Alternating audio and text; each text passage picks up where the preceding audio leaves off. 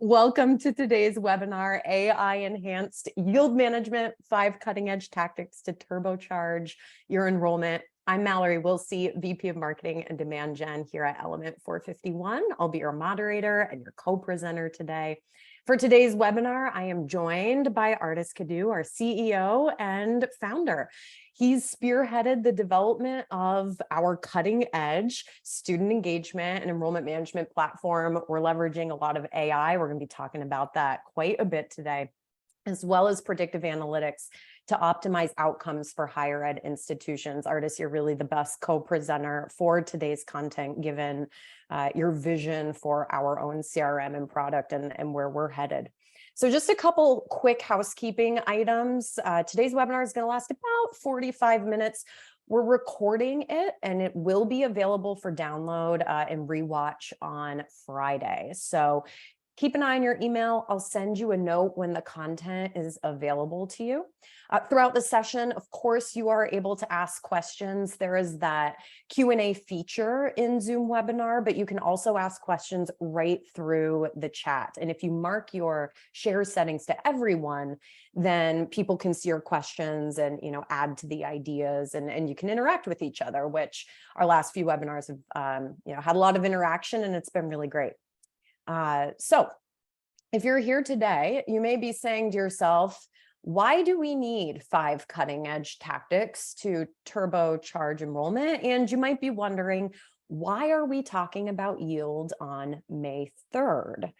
And the answer is, for traditional institutions, that May 1 deposit deadline is absolutely now a moving target. A lot of schools are extending their deadlines into June or later, and we know that summer waitlist activity just seems to keep increasing, especially for less selective institutions. Now, many institutions are in what we're calling this perpetual state of yielding students. This is a reality that I know our friends who work at community colleges have just always experienced, and it is becoming the reality now for a lot of four-year schools too. So I think there's a few reasons why this perpetual state of yield exists, but one major reason is on your screen. And this is a trend that is only going to continue to increase. Many institutions are starting to flip the system with direct admissions. Now, according to iPads, over 60% of colleges already accept over 80% of their applicants. So experimenting with an admission strategy that doesn't actually require the candidate to go through that lengthy application process absolutely makes perfect sense for these institutions. And according to Inside Higher Ed, colleges and companies that have been working together to accelerate and pilot direct admissions are already starting to see success. Augsburg University has been heavily featured in Inside Higher Ed, and they are reporting increasing their deposits for this upcoming fall by 14%. That's actually beating their pre-COVID enrollment numbers. And then notably, that incoming class has higher GPAs, they're more diverse, and they're more gender balanced than in previous years, right? So all signs of success. Southwestern University, Susquehanna, and Houston Christian University are also some other institutions that have been reporting early success with direct admissions. In fact, 8.5% of Houston Christian's incoming class is through this strategy. So I think it's important to note that schools using direct admissions right now tend to just be admitting a small number of students that way, at least for now, right? I think if these institutions are indicators or examples of early signs of success, I predict we are definitely going to start seeing not just more schools using this strategy in the future, but actually using it to admit a higher percentage of their class, which means we are in a perpetual yield state for all of these successes. Now, I know many of you working or that are joining today actually do work for community colleges. And so you are just simply no stranger to perpetual yield. Every semester, it's that dual challenge of having to recruit new students and then retain your current ones. The number of students at community colleges has fallen about 37% over the last 12, 13 years. There's a lot of challenges. Half of community college students drop out within the first year, and only slightly more than 40% actually finish their degree within 6 years. So again, if you're saying, why are we talking about yield on May 3rd? It's because we're also in this constant yield stage with our current students too, right? What is student retention other than ongoing current student yield? So when you have 41% of students saying that they're considering stopping out, we just, obviously we need to get a better grasp on this right now. So I want to call out a couple of data points here. And this is something I actually don't hear people talk about very often in the conversation about student retention. What happens to those students who experience a campus closure? And we know, right, campus closures, consolidations, these are happening at an increasing rate these days. This report from the State Higher Education Executive Officers Association looked at 143,000 students who had attended one of the 467 shuttered colleges. Those were the schools that closed between July 2004 and June 2020. The research actually compared academic outcomes to 467 similar but still open institutions and the 1.3 million students enrolled there. And you can see on the screen, this is what they found. Students who experienced a campus closure were 71% less likely to be enrolled after 1 month and 50% less likely to complete a credential than students who did not experience a closure. The National Student Clearinghouse research tells us that the number of US adults with some college, no degree just keeps growing. At this point, nearly 1 in 5 people in the US who are 18 and older fall into this group. So that's about 2.9 million potential completers, people who have completed 2 years of full-time enrollment over the past decade or were last enrolled in 2019. So among all these stats exists a lot of opportunity, but it's also putting a huge spotlight, right, on the risks around retention and the importance. Colleges are, facing the challenge of even just continuing to engage and motivate students when they do come back to campus. So how can we capture and retain these students? And where can we get creative and come up with some engaging strategies to keep them on track? And that's why we're here today, right? So to just round out some of these challenges, I'm going to very quickly touch on a very serious challenge that I am sure many people in this room today are no stranger to. And I'm actually, as I'm talking, I'm going to launch another poll here because I'm curious if what I'm about to say is going to resonate with you or not. And I think it's important to note we have entered Mental Health Awareness Month. So this is a really timely conversation. And coming out of the pandemic, there's just been a huge drain of talent and resources in our historically under-resourced industry. Huron and the Chronicle published an article, and you can see that nearly 8 in 10 higher ed leaders are reporting that their campuses have more open positions this year than last year. And 82% of them said their institutions had a hard time drawing applicants who met their hiring requirements. So departments have a shortage of employees, but the workload and the goals are remaining the same. And individuals on these teams are wearing more hats than ever before. So this is resulting in a lack of expertise, a major increase in stress level, burnout, and turnover.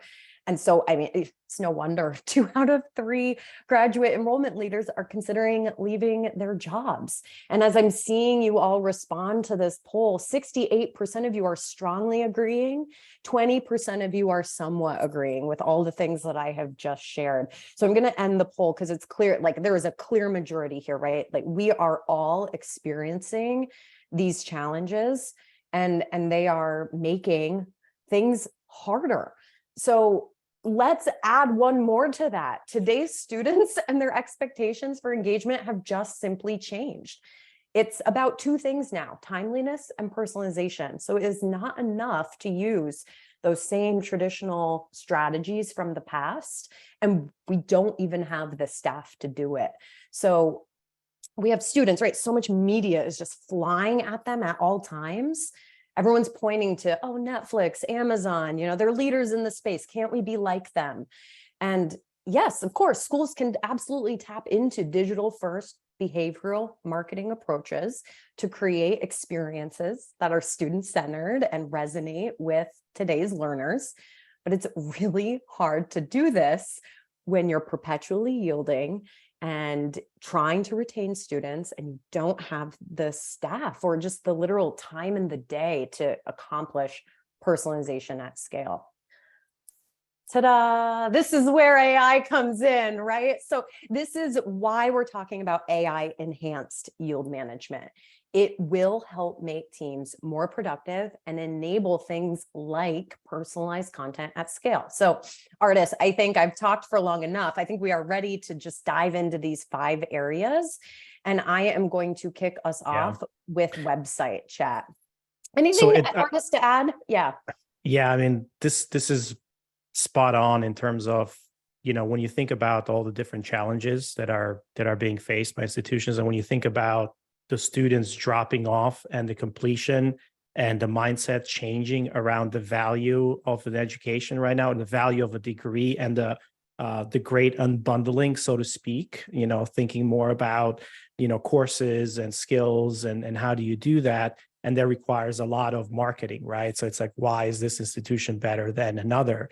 Like, how do you constantly communicate that to students that, you have the best program or the greatest techniques or the best faculty for them to kind of the best connections with industry. Like, all of these things are top of mind for a lot of folks, the ROI component.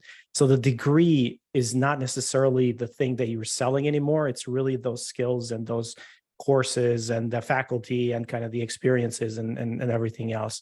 So I just wanted to highlight that because that's very interesting as we look at the larger kind of trend and ecosystem. All right, so let's talk about website. Yes, let's talk about the website. And folks, the chat is enabled now, so feel free to share your insights around all of these topics. And of course, the great waffle and pancake debate, just dying to know. All right, so let's talk website chat.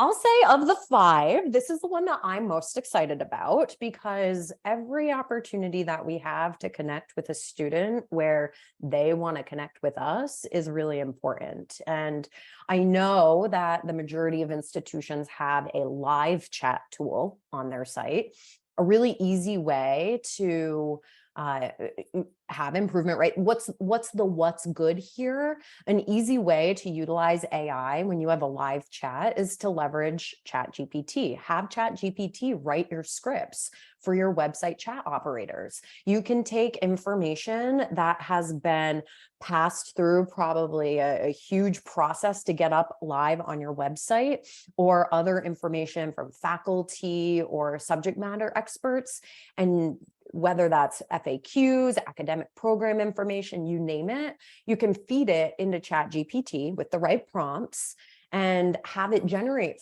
for you a professional sounding script based off of questions that you are typically getting answered. And so what's nice about this is it's going to ensure all your chat operators are working from the same guide. And then especially if you're using students to staff the chat, right? If they're that first line of communication, this can be a really helpful step forward for them.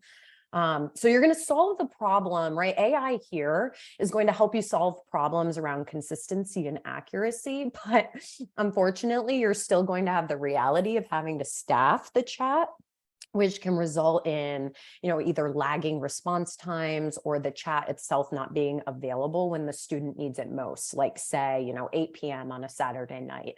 So artists, there's got to be something better here, right? Yeah. I mean, this has been the promise of kind of chat bots for a little while now, where you're handling all of these questions rather than somebody handling them themselves. You're handing it to a chat bot and kind of using a fully automated chat bot that's been trained on the institution's kind of questions. But a lot of that before it was very manual. Like, you had to anticipate what the questions are going to be.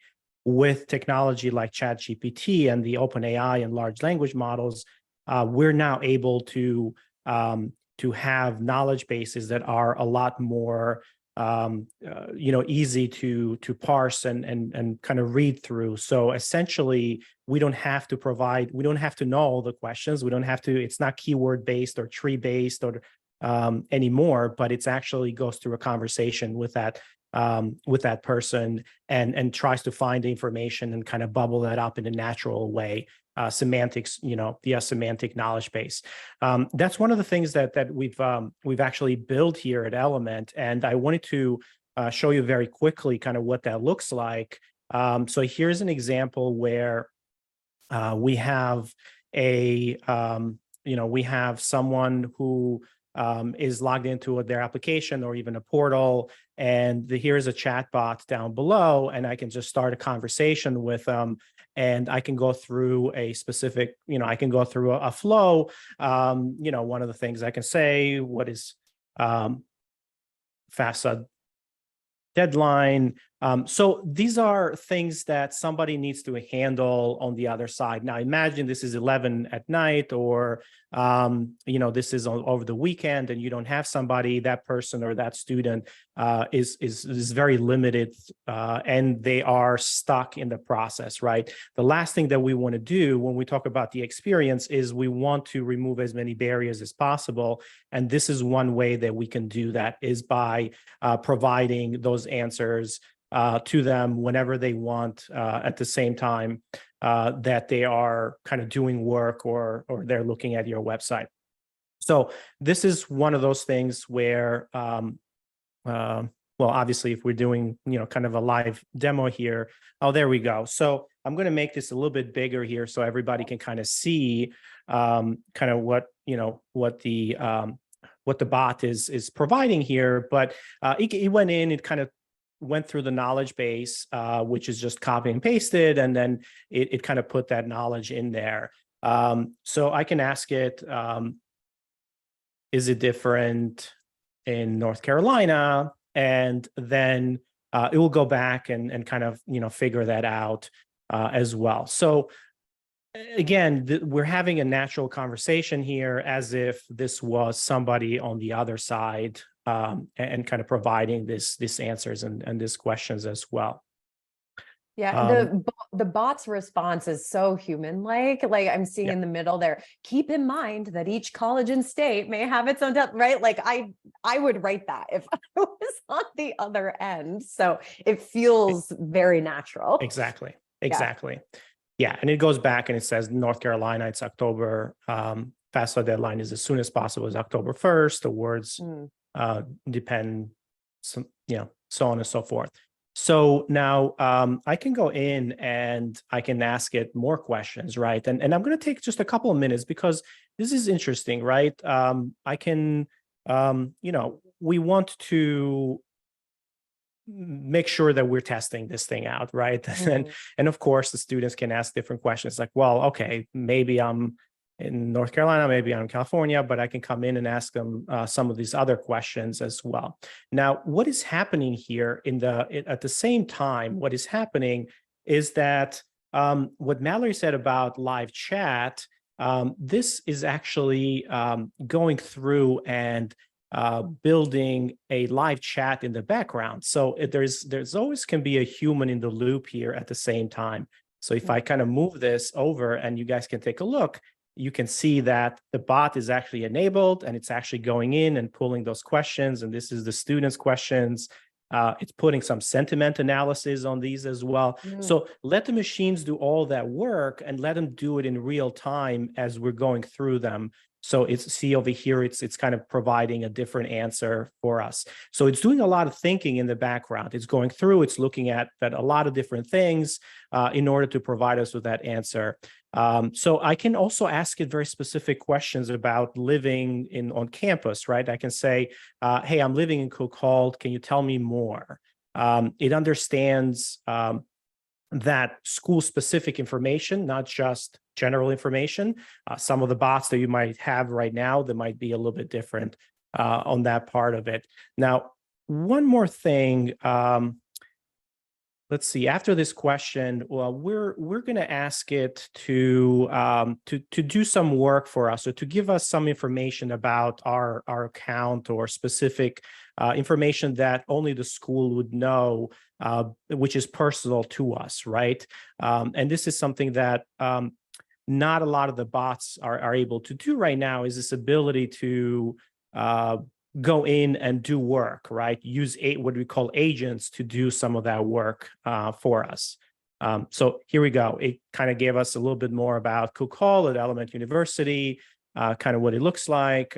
It gives us the different areas, so on and so forth. But then I can go in and I can ask it about my account balance, right? So even though you can see that I can be in a enrollment phase and the yield phase, but also I can also be, a current students, right? So that information can be in the system at the same time. It will come back and kind of provide me the answer here. It won't come back and just give me my account balance, but it'll say, hey, sorry, I can't access your account directly. Would you like me to connect with a team member? So it understands that that's happening, and it can, now we can actually do that, right? So now what we see here in the background, it says, hey, it's still waiting for me, and I can say, sure, let me talk to someone, and it will come back and stop the bot, and now trigger an intent in the background and automate that whole process that would have probably taken a really long time for getting back to different people, assigning them tasks, and so on and so forth. Here we go. So it says, please wait a moment. So what's happened here in the background? It stopped that bot. It went ahead and it kind of disabled that bot. It's going to go ahead and assign this conversation to somebody because there is intents here in the background, and it's going to kind of trigger a task for me in order to kind of get back to that student as soon as possible. So this is really, really exciting. I wanted to stop here because obviously there's a lot more, but Mallory, this is an area where chatbots have become so instrumental in terms of being able to do work and get in context of where that student is, and be able to kind of alleviate those roadblocks from them on the process, both on the enrollment side, the yield, and also further along as current students. Yeah, definitely. That's the cutting edge solution to this website, Chad. Thank you for walking us through that. Let's move on to our next tactic, which is personalized content. Now, this is obviously a broad topic. We're actually going to drill into specific communication channels coming up, spoiler.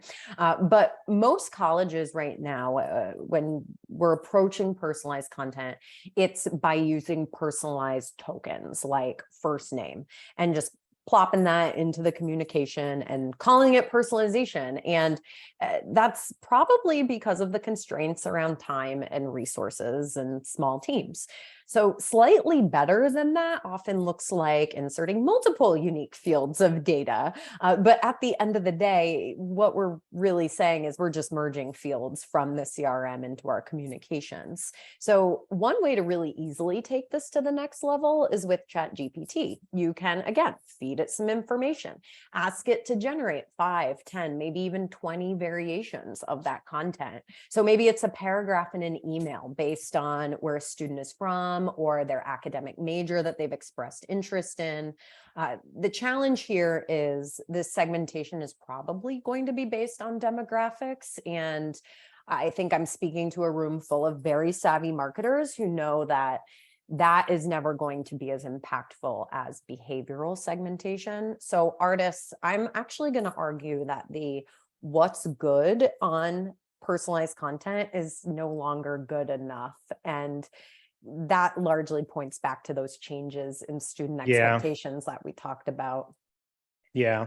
So one of the things that ChatGPT is really good at is generating content for us. So that's great. However, how do you deliver that personalized content to that student based on data that you know about them, right? So you can't stay there and build, 10, 20 different variations of an email or a campaign and like copy and paste and do all these things. It just gets really complicated. And then you don't even know, like you have to kind of segment it and do all that. And so it gets really, really complex. So the idea here is that you can set up these variations and use a CRM. And you can use some of the tools that are built into your CRM. In our case, in the Element case, like we can kind of leverage some of the dynamic nature and how we build the personalization components in personalized content. So I'm going to show really, really quickly here an example of, this is a personalized email. This is a very simple one. Basically, it's like, hey, that student comes on board. They want to meet their counselor right away. This can be an admissions counselor or somebody else. But now we have an email here where we have the personalization section, and we're personalizing it based on that particular counselor, right? So we have data points in the CRM that we can kind of build segments about. And now at the individual level, we said, okay, we're gonna personalize it based on all these counselors. And down here, we can then come to the content component, the individual components, and change that depending on who their counselor is, and telling a little bit about their counselor, or maybe changing it slightly depending on what territory that counselor is. And this is a great way for use ChatGPT, right? But then even more than that, I can go in here and I can kind of use some of the Copilot tools for things like changing the tone of these conversations. And this is some of the AI-based stuff. I can make it a little bit longer. I can improve the writing depending on where I'm getting this content from. So this is just, again, a very easy way. Well, this is kind of the next step, right? It's like you got to let the CRM and the tool to do the work of delivering the personalization, right? Bringing in that context of the user and delivering that personalization. ChatGPT can certainly do content, but having that all built into the one place, it makes it a lot easier and better. And furthermore, you can even now go ahead and you can have different variations on the subject line, or even go in and say, hey, how do I improve the subject lines based on the content that I have in there? I want to make them friendly. Why don't you generate some recommendations for me here? So this email builder is actually built for marketers, because we wanted to do personalization at scale. We said, hey, we have a lot of data. How do we build variations in content to deliver in the mass at the time that we're sending this email out? So we build it ourselves for that. So for example, I can go in here and I can preview and I can say, okay, what does this email look like for, for Ariel or somebody else, right? If they fall under those segments. So it can be really, really powerful to get those communications and those emails to be specific for that particular student, right? And of course, I have another example here where you can come in and you can say, okay, what does it look like? Here's an email, an SMS. Both of these are in the same channel, right? And both of them can be personalized based on those variations, but you can now personalize in here based on where they are in that process, admitted student and so on. And then also what programs they came into, and even further things like the, you can come in and do things like the personas, right? You can do domestic, female. So these are the things that can be very powerful in personalizing content. And you can then, again, use that personalization here to write content that is specific to that particular person, right? So very, very cool. And again, use ChatGPT or even some of the tools that are like Copilot in Element in order to do those personalizations. So in the not very distant future, the AI will actually do that for you. So rather than you going and building the content of those variations yourself, the AI, we will actually build the personalization based on the student's context, right? So all you have to do is provide and say, this is a paragraph about the student.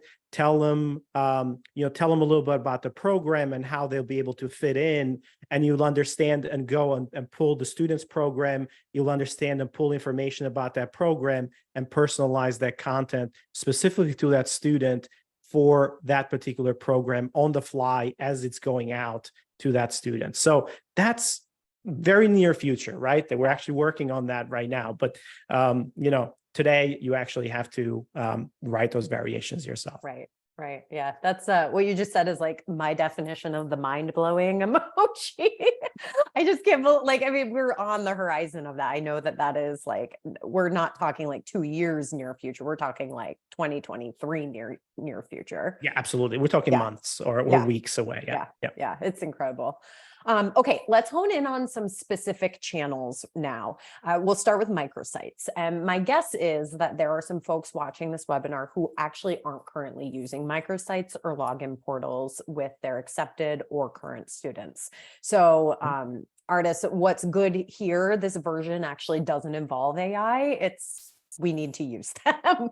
So I think a lot of students, right, they're applying to college and they're just sitting around waiting until they hear from the institution about whether or not they're accepted.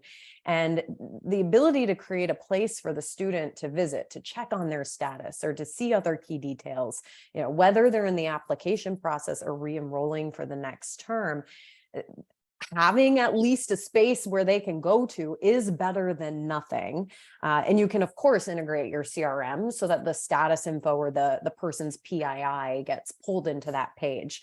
But I don't know, artists, good's not great. So level this up for us. Yeah. So when we think about you think about landing pages and you have portals, but they become so difficult to build and to kind of integrate with data that you already have, like the context that you mentioned, Mallory, and how do you personalize them? How do you personalize not just blocks, but how do you personalize the whole experience, depending on where the student is in that process, and so on and so forth? It becomes very cumbersome. So that's kind of if you have the ability to go to a fully dynamic microsite where everything can be personalized based on that person's audience or persona and kind of where they are in the process based on their program and so on and so forth, it makes it a lot easier for you to kind of keep them engaged, right? And here's an example of one of those microsites. So let me just open this up. So I'm logged in here to a microsite, and of course, the thing for a lot of you that you want to do, it's either take that next step, which can be pay your deposit, or if they pay the deposit, visit, and so on and so forth. So these are all kind of dynamic and personalized depending on that stage of that student, right? And of course, their program information is here, pulling in program academic, kind of planner information, career information, video, kind of making it dynamic. We wanted to mention before things like surveys and of course next steps, and make it a one central place where they are able to see what's next for them, and to get a sense of community and to get a sense of kind of personal space, so to speak. So everything in here is personalized for the student, including things, like I said, like academic planner, or including things like next steps, what's left to be done, and kind of going through that process. Now, as you think about this, this is again personalizable, including things like documents and acceptance packages and so on and so forth. But we said, hey, in the near future, we talked about our bot, or the Bolt bot that we have here. It's available and embeddable in a lot of these places, right? So it actually, rather than you exploring that program explorer by hand and looking at, what are some of the careers and so on and so forth, you're going to be able to actually interrogate and use it, ask it questions very similar to a coach or very similar to an advisor, an academic advisor, to say, hey, these are some of the things that I enjoy. I enjoy, building things, or I enjoy working with my hands, or I enjoy certain, coding or certain things. And then, what are some of the programs that you offer? Like, what are some of the classes that would be good for those? So imagine now an advisor who has all the knowledge of your institution and can on the fly pull all of that information and make and reason through it and give students answers and guide them through that. So again, that is in the near future here. We're talking weeks away and maybe a couple of months away, and that's what we're working. So that is the idea of not just having these personalized sites, but having kind of a guide and well, a guide, I guess, an advisor, Exactly. right by your side. Exactly. Yeah. I mean, it removes the need for the student to understand the bureaucratic processes that exist in higher ed. And Exactly. yeah, Exactly. or their families, right? Because we're talking to typically both audiences. That bot will help tremendously.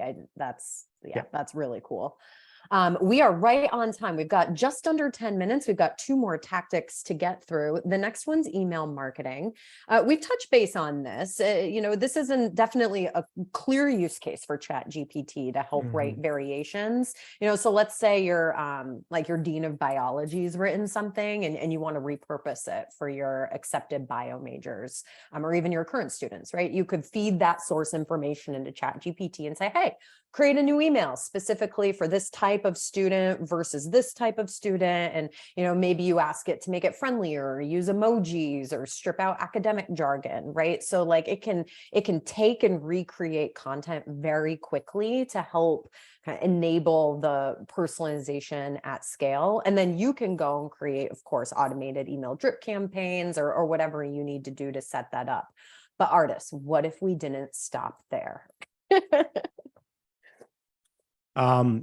So one of the things that I showed before was this idea of customizing your emails so you can customize the content to be, far more segments, right? So we touched base on that, right? So cutting edge is, yes, you can send this individual emails, but now, what I started to show here, let's go back to what I started to show here before is let's think about how you can personalize these emails at the core level, like at the graphics. How can you provide different graphics that are very different for that student? So it kind of brings them in and makes them feel like part of it. How can you change the call to actions, right? Can you change the call to actions for prospects to drive them to apply? Now, again, like you would have for yield, you would have different call to actions, right? For yield, you would have, deposit now or whatever the next action is for the commitment. And then you would have visit an event if they've already committed, or if it's community college, register for classes or come to acceptance day or whatever it is that however you guys are setting that stuff up. But this will be able to then kind of change depending on the status of that student. So you build these emails once, personalize them based on program, personalize them based on persona, based on the call to action of where they are in the process, and now set them and forget them, so to speak, right? And we can use, like I said, we can use like we said before, we can certainly use Bolt Copilot to go ahead and improve our writing. And we showed that before in here, how we can come in and we can use Copilot to do that for us, change subject lines and give us all those variation on subject lines. But now imagine in the near future to actually go in and just tell a chatbot, hey, I need a campaign for, I need to send out a campaign. It will ask you, well, what's the audience, right? And you can tell it how I need to send it to admitted students. What is the action that you want them to complete? I want them to deposit. What is the secondary action? Or, so it can go through that process of asking you those, very similar to how a consultant can ask you on the other side in order to build that campaign. And then it will go back and build all that campaign for you.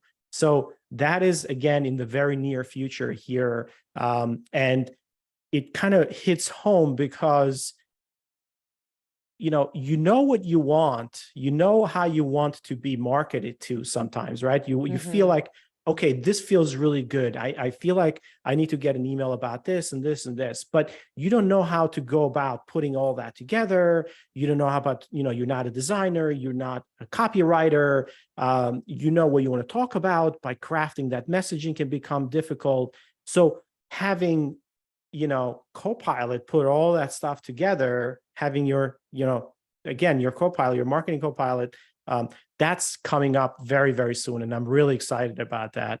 Nice. Nice. We would be remiss to talk email marketing and not SMS. So I'm going to launch a quick poll here. I am curious to find out how folks are using texting in their strategy. This is multiple choice, so you can pick a couple different answers if they're applicable. And while you're doing that, I'll say here again, ChatGPT at the what's a good level can be your handy helper to create those content variations. And this is also where you can put together the same scripts or guides. So if you have admission counselors or other staff that are manually replying to those incoming texts, here's a great way to give them content at scale and guides so that everybody's working off of the same, approved information.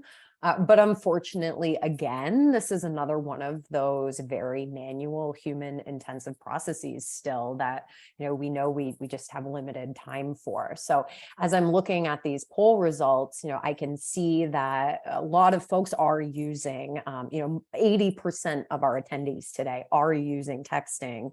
And it is a combination of pushing out announcements, automating those messages, and using it to actually have two-way conversations with prospects, which I am thrilled to see 71% of the poll participants did select that last category. But Artis, I know you're coming in with something better. So what's cutting edge? Yeah. So, the text messaging is great. However, it relies on you to send those text messages back and forth. And one of the things that you saw here when we talked about the bot is, well, the bot is not only available for chat, but it's also, we use conversations here in Element, and we have different channels. We have email, we have SMS as well. So that bot can now give you a conversation over SMS and can give you the same answers and kind of have that conversation with that student and do the same thing, but through SMS when you're not there, which makes it a lot easier, right? And of course, email as well. And what's even better is that we have the Copilot capabilities in here as well, which help us with that writing if we want it to be part of this, or we can kind of have the bot be turned on and provide those answers for us as part of those conversations. So this is something that's there right now. Multi-channel communication. We believe very strongly in that. Students are engaging with you not just via email or your website and chat, but SMS, which is a huge, big part of your conversations. So we highly recommend that you look very hard at using SMS, of course, communicating one-on-one, but then making sure that you have an automation component like a chatbot, that an AI and a power chatbot that is actually looking at all of your knowledge base in here. Let's kind of take a look at that knowledge base. To pull in all that information that you've loaded in from websites or from other content that you might have in there, in order to reply back in that natural language. And of course, via SMS, we tell our bot to not be as verbose, to be very concise, so we don't use emojis and so on and so forth. So so those are some ideas there to think about taking it to the next level. It's all about automation, right? Automation. So you're not there. It does things on its own. And guess what? It never gets tired, and it has all the knowledge in the world. And if one of your, advisors leaves or somebody happens to kind of, as Mallory talked about before, all of us have open positions, but it's really hard to fill for those positions, with the revolving door that we're experiencing and staff shortages. You really cannot afford not to take a deep look at automation, take a deep look at some of these knowledge, new ways of interacting and automating your workflows. Yeah, AI is one of the answers, and probably the answer we can control most in terms of our own usage of it to help offset those staffing challenges. So I think the teams that are embracing AI early and getting comfortable with prompt engineering and how to use these chatbots, like those are the teams that are going to win in the future. Yeah. All right. So we are right at time, folks. Thank you so much for joining us today. I just dropped a link in the chat to our blog post where you'll find the recap of today's session, and that is also where you'll find the recording on Friday. I still will email you a note when it is available, but save that blog post, and that's exactly where you'll go. Now, I do want to just plug our next webinar, and I'm dropping the registration link right now. Dan Sanchez, our inbound marketing director, is going to be the presenter next month. He's going to show us 5 small tactics that can yield huge results to the admissions funnel. And so he's going to talk about things like how to improve the most overlooked page on your site, how to get more leads from Facebook and Instagram ads with one little change. And the one I'm looking forward to, one keyword everybody should be bidding on, but usually don't in Google. I'm just as curious as you all are. So we will discover that together about a month from now. But until then, folks, it was so great to see you again today. Thank you so much for joining us.